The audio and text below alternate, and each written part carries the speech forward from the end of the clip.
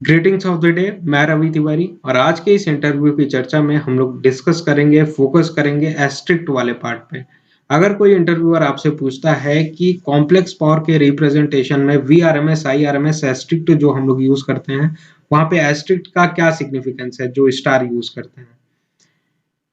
Question simple है लेकिन significant role play करता है। तो चलिए डिस्कशन को कंटिन्यू करते हैं।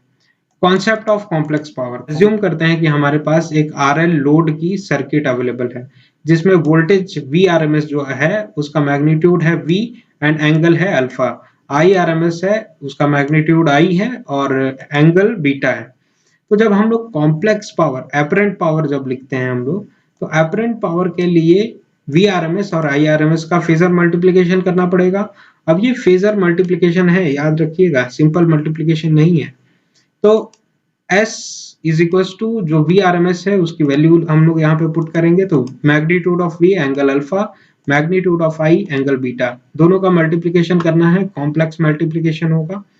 तो वी आर एम एस और V का जो मैग्नीट्यूड है, I का जो मैग्नीट्यूड है, मैग्नीट्यूड वाले पार्ट मल्टीप्लाइड हो जाते हैं और जो एंगल वाले पार्ट होते हैं वो ऐड हो जाते हैं।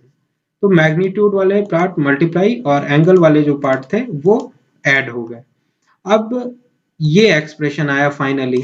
अब जबकि इस एक्सप्रेशन से क्या आपका रिक्वायरमेंट फुलफिल हो रहा है? चलिए electrical engineering point of view से इस कैलकुलेशन को समझने की कोशिश करते हैं। अभी तो हम लोग मैथमेटिकली और कॉम्प्लेक्स एनालिसिस वाले पार्ट से डील किए, अब चलिए electrical engineering point of view से देखते हैं कि क्या हमारे रिक्वायरमेंट फुलफिल हो रहे हैं।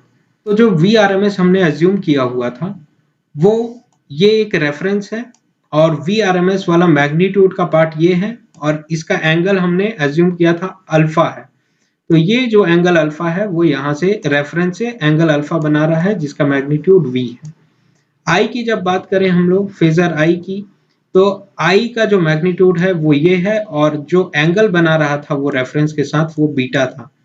अब अपने को क्या मालूम है कि पावर फैक्टर लेते समय power factor is the angle between voltage and current, cosine of the angle between voltage and current.